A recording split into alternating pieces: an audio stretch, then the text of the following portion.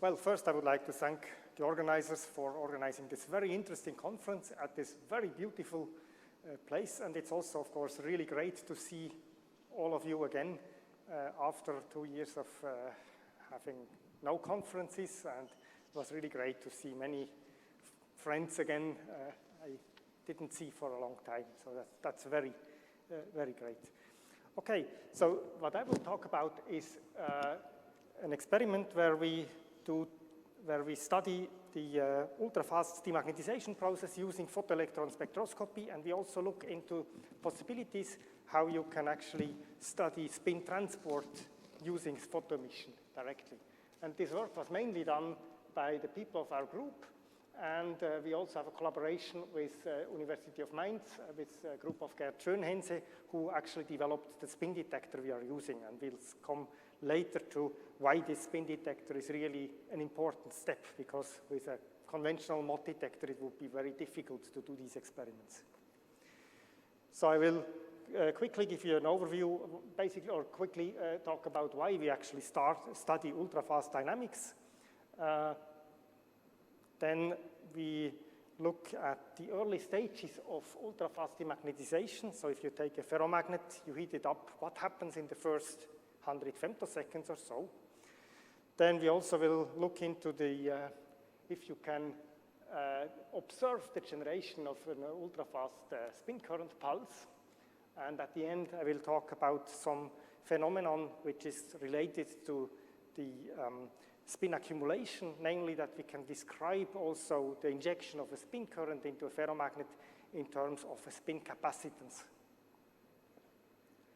Now, why do we do ultra-fast experiments? Well, if you have a piano here, it's basically, if you don't do anything with it, it's a very heavy piece of furniture, which doesn't give you, has a few degrees of freedom. You can move it laterally around the room. You can maybe open here the cover or so, but the number of degrees of freedom is quite limited.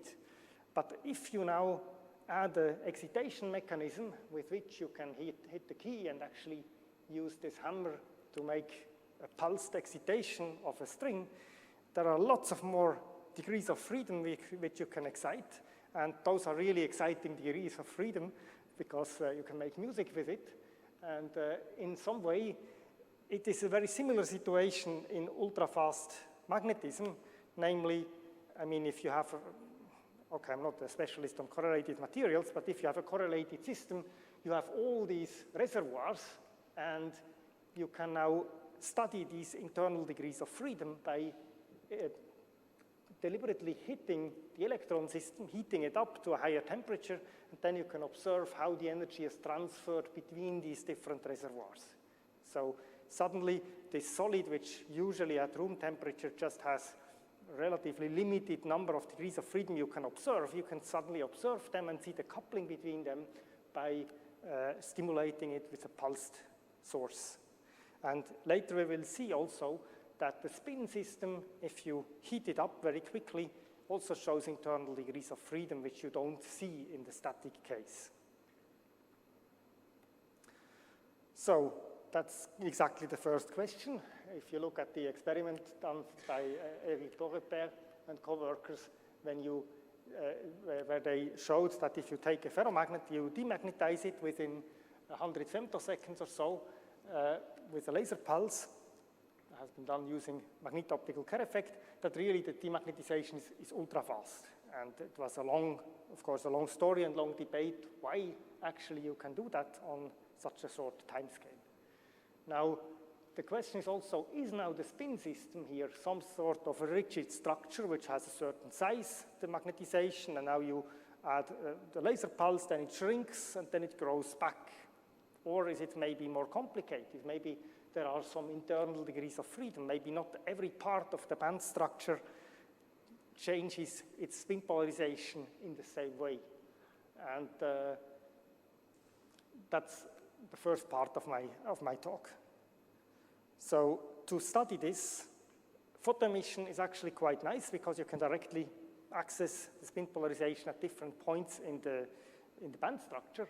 And the way we do this experiment is we pump the system with an infrared laser pulse. Here the system is just iron film on tungsten. And this iron film is then probed using the UV pulse from a high harmonic source. And we then measure the spin and energy of the emitted electrons from the sample.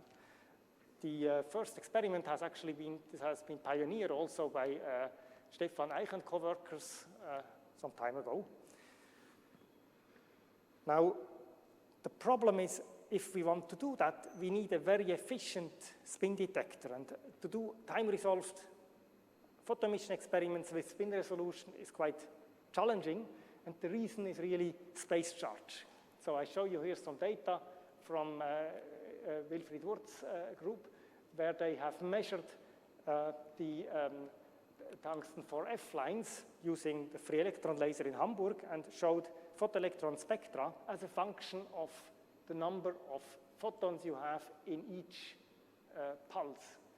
And what you see is that the spectrum, as soon as you go to a significantly number of photons per laser pulse exciting or removing these electrons from the solid, you see that the spectra get severely distorted.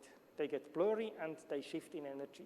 And the reason is the mutual repulsion of the electrons once they leave the sample, this space charge effect. And what it means really in practical terms, if you do a photoemission experiment and you want to do that time resolved, the number of electrons you can take out of the sample is limited by space charge. So you cannot get around this problem. The only way around that is you need a very efficient detection scheme. So you should not have a detector which is lossy. And you also need, if possible, a high repetition rate light source, because that also gives you kind of defines how long you need to measure. Also, if you do a spin-resolved experiment, the whole thing becomes worse by 2 to 3 orders of magnitude, because, of course, the spin detector also has some losses. So you lose electrons in the spin detection process. If you look at the classical mod spin detector, that's what most people use. It works, it's robust, but it has the drawback that it's a single channel detector. So you take electrons, you accelerate them to about 50 kilo electron volts, you scatter them on a gold foil, and you measure you count the backscattered electrons, and due to spin orbit coupling, you can see an asymmetry depending on the spin direction. But the problem is this is a single channel detector, so you can only see basically one channel of incoming electrons here. And there is this different approach which has been pioneered by Christian Touchet and the group of Gerd Schönhense, that if you now do scattering, elastic scattering of a crystal at low energy, let's say 10 electron volts, you can use the internal spin orbit coupling within the crystal to analyze to do a similar experiment as we do here. But the good thing is we can now do imaging. So we can image the output of a hemispherical energy analyzer onto that crystal, and we can image that back onto a two-dimensional detector. So we can do massive parallel detection, and that makes it much more efficient. That's our setup. So we have the sample, we pump it with our 400 nanometer pulse, we probe at 21 eV, and then we emit electrons, we send them through a hemispherical energy analyzer. At the output, we get information about the kinetic energy and also in the other direction about the emission angle. And then we take these electrons, this 2D image, we image it onto this iridium spin filter crystal, and from there we image it onto a two-dimensional electron detector. We also have a high harmonic source, which is fairly compact. It just runs at 21 electron volts. We can't tune it, but it runs at 10 kilohertz, and it has, we do not have gratings in it to avoid any spreading in time. Now, let's try to do this experiment, and just to give you an overview of what we see. So first, we have like 3 regions. We have region A, these are electrons above the Fermi edge. Then we have region B, that's just around the Fermi edge. Then we have region C, which is further down in the valence or conduction band. And if you just look at the time right after the pump pulse, you see we generate a non-thermal electron distribution here in far above the Fermi edge. And then, as time goes by, at about 150 femtoseconds or so, these electrons start to thermalize, and then we basically have just a hot electron gas, but a thermalized hot electron gas. And but if you now really wait for a long time, namely almost a picosecond or half a picosecond later, then you start to see that the spin polarization down here in the valence band starts to change. That's what we see. So let's have a look at the data. Here you see the majority channel and here a minority channel. And right after the laser pulse, you see that basically these electrons here get shifted up by the 1.5 electron volt pump laser and show up here. It's on a logarithmic scale. That's why we see these non-thermal electrons. And the same happens in the majority channel. And we cannot see any indication of spin flips on that time scale. Now, so you see basically this peak here is just a copy of, or this peak here is a copy of this peak, and vice versa for the majority channel. Now let's look at the spin polarization. So if we analyze it in terms of spin polarization, here we have the Fermi edge, and these are the non-thermal electrons. Again, you see this copying, so you see these electrons which have minority character at the Fermi edge in iron get pushed up here, 1.5 electron volts higher due to the laser pulse. You also see that these electrons here get pushed up to this point, so they have majority character. And now if you look at the evolution of time, you see basically these here start to disappear. They scatter down and fill back the, scatter down into the Fermi edge. But what is also interesting is you see a change in the polarization which is quite rapid from here to here just within the first few tens of femtoseconds. While if you look here in the valence band, you see that this basically nothing happens for quite a long time, and only after like 1 picosecond or so you see really that the spin polarization is reduced.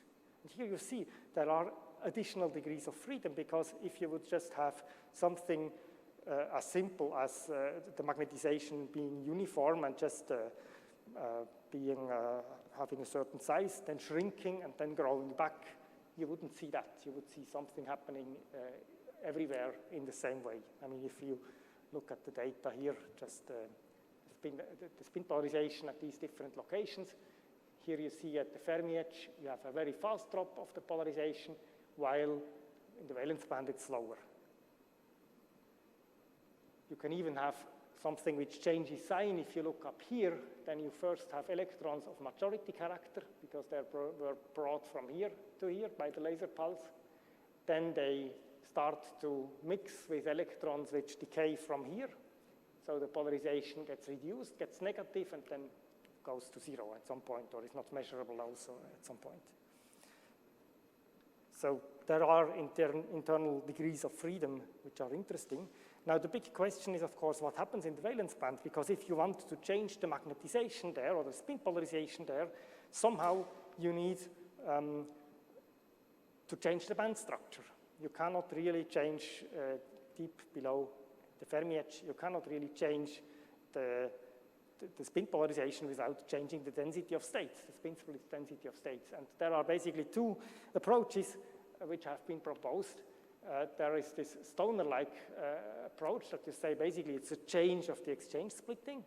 And there is also this other approach, this so-called band mirroring effect that has been discussed also in this paper from Stefan Eich and co-workers.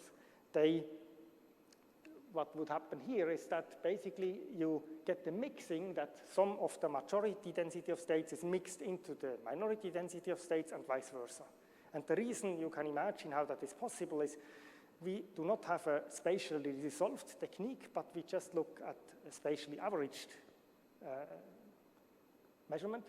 And in that case, if you now have generation, for example, of spin waves, you would get the mixing of the majority and minority band structure exactly in that way. And we see exactly that happening. So here you have kind of the mixing. If you assume that the density of states for spin up and spin down electrons is the unperturbed one times some factor here which depends just on the reduction of the magnetization, then we get exactly that spin mixing effect. So this here is the reconstructed density of states from the originally measured density of states here as a function of time. So this is consistent with the band structure mirroring effect, and it's also in agreement with what Stefan Eich and co-workers measured. So let's go one step further and think about what is the mechanism for generating that the spin current we can generate by heating up a ferromagnet from the backside with a laser pulse. And we try to find a very simple model to explain that. And our simple model is certainly not as precise as the model from Battiato and co-workers, but we try just to have give you a very simple physical picture why this happens. Let's say you have here our ferromagnet at room temperature or at zero temperature. Here you see the Fermi edge. In this case, this is for nickel, for iron.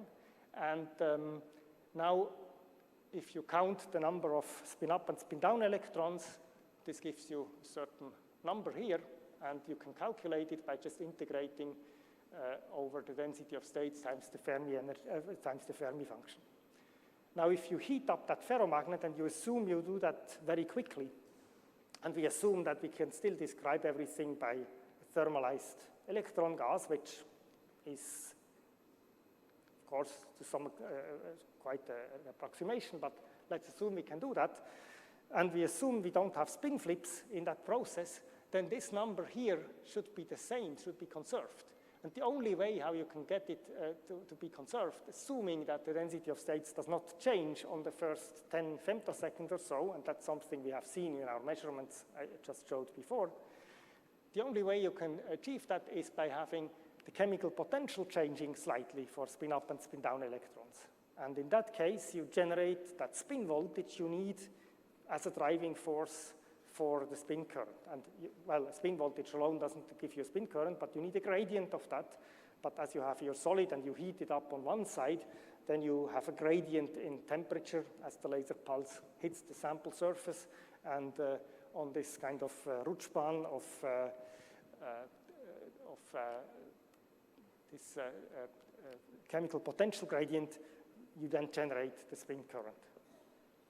That's our simple model.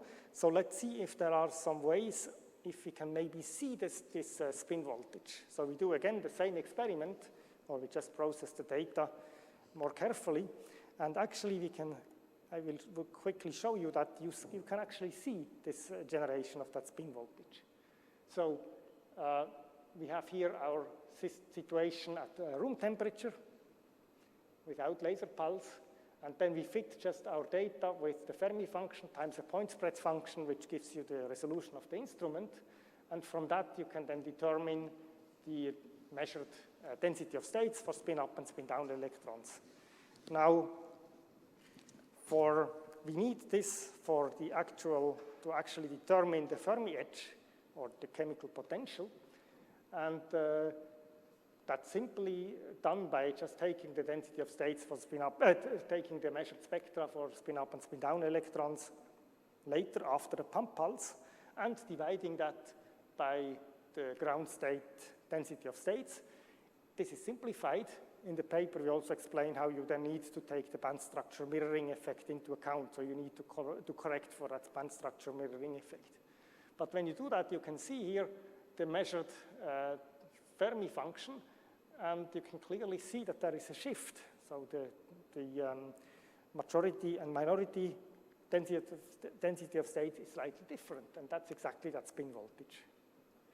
And we can also plot that as a function of time. I know it's noisy, but it's there. So this bump here is our spin voltage pulse. And if you look at the size, it roughly matches the calculations we have done with our very simple model. Of course, it is noisy, but we believe there is actually, the spin voltage is actually visible in photoemission. Now, the other question is, can we also directly observe spin injection by photoemission? Maybe the spin accumulation. So the experiment we have done is we placed the ferromagnet on a transparent magnesium oxide substrate, and on top we grew a layer of gold, and we pump it from the back side, and we probe it again from the front side, again do time resolved photoemission. And we varied the film thickness of that gold film between 5 and 20 nanometers. So let's see what we get. Well, indeed, you can see that in gold we see a jump of the spin polarization, and then it decays again. I just offset these curves for readability. But what is interesting is that the decay here depends on the film thickness of the gold layer. So if you have a thicker gold layer, it takes longer. And if you take a thinner gold layer, it's faster. And of course, if you see a thickness dependence, that's typically an indication that we deal with a transport phenomenon. Now, we also found this paper from Zhu and co-workers who actually postulates that there should be something like a spin capacitance. I mean, it's just spin accumulation, but basically they call it the spin capacitance. And you can define it as kind of the number of spin polarized carriers derived by the spin voltage, and in this case, this is just the difference in the electrochemical potentials. And so what that would mean in reality is you have the spin charge of that capacitor, which would be this integral over the thickness of the gold film. We have the spin voltage, which is the difference of the chemical potentials divided by E. And then the spin capacitance would be this ratio, basically. And in the gold film, because the spin diffusion length is longer than the thickness of our film, we can assume that the situation is homogeneous across that gold film. And if we do that, we can calculate that we get that the spin capacitance is just the thickness of the gold film times the density of states. So what we have actually is the situation that we have here our capacitor, our spin capacitor. We have internal losses of that spin capacitor. These are just the spin flips within the gold film. And in addition, we have transport. So we discharge that capacitor by having a current to the interface to iron where we have spin flips. And we can then basically model that exactly the way you would do it. You have two decay channels, and the spin flip channel is independent of the thickness, while the transport channel depends on the thickness, and that fits our data quite well. So you see we have lots of electronic devices in. One thing I also would like to mention, of course, you can only see a capacitor in a dynamic experiment. You can never see a capacitance in a static experiment. In a static experiment, the capacitance, there is no current flowing through a capacitor. And so in the same way, we can only see the spin capacitance in a dynamic experiment. You couldn't see that statically. I mean, of course, in electronics, we have lots of interesting devices here, like hot glue and so on, and electric eels, and who knows what. We are not there yet with the complexity of electronics with spintronics, but at least we added one more component, namely the spin capacitor, to our circuit diagram. Now, the question is, where are we going in the future? Of course, it would be great if we could not only just get spin-resolved photoemission data, but if we could also do full ARPES with spin resolution. And for that, we need an even more efficient detection scheme, because you cannot do that using, well, or you are limited by a hemispherical energy analyzer. And also developed mainly by the group of Gerd Schönhense. I would like to show you here the momentum microscope, which is a very interesting approach. So you have your sample here. You then you take the photoelectrons, and you have an electron-optic system which images basically different emission angles to different points here on the detector. And then you have a large region from here to here, which is field-free. where the electrons just fly through, and by measuring the flight time of the electrons from here to the detector, you can also get the kinetic energy. So here on the detector, you get kx and ky as a position on the detector, and by measuring the flight time using delay line detectors, you can also then measure the kinetic energy. And the great thing is there are no apertures, not like in a hemispherical energy analyzer where you need an entrance slit. There is no slit. You just measure all the electrons at once. And in addition, you can also place a spin filter crystal here. That has been done, and we are currently working on bringing such an instrument to a very interesting new light source, namely LCLS2 at SLAC. So in conclusion, spin dynamics is interesting and of course essential for our information society. The ultra-fast demagnetization process shows you that you have internal degrees of freedom. So the magnetization is not just a uniform thing which just can shrink and grow, but it can have internal degrees of freedom. And with photoemission spin resolved photoemission, you kind of get a spin multimeter. You can measure spin capacitance and you can measure the spin voltage with it. So yeah.